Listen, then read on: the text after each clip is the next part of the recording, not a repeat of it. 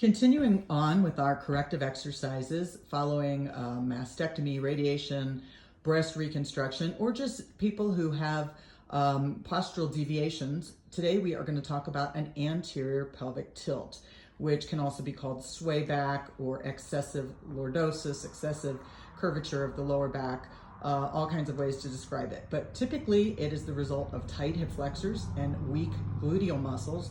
A lot of people deal with this because they're in chairs all day long.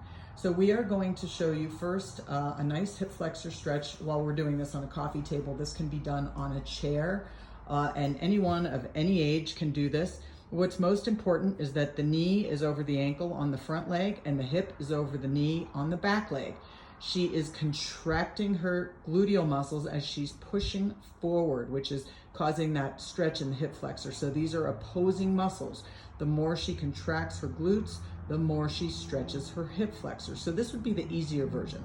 Then she can go ahead and push that table out of the way and do a standing version, which is kind of a modified lunge.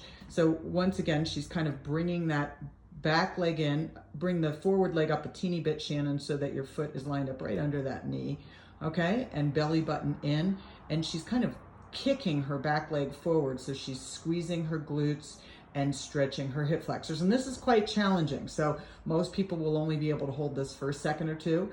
You can hold it as a static stretch and or strengthening exercise, or it can be done in repetitions. And then lastly, we are going to go into a supine bridge.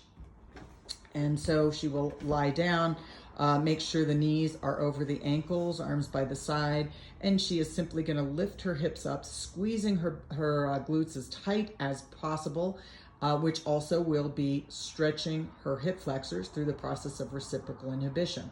And she can hold it up for 3 to 5 seconds, squeezing, squeezing, squeezing, make sure she's not holding her breath. And I would recommend, starting someone with anywhere from 8 to 12 repetitions, holding from 3 to 5 seconds.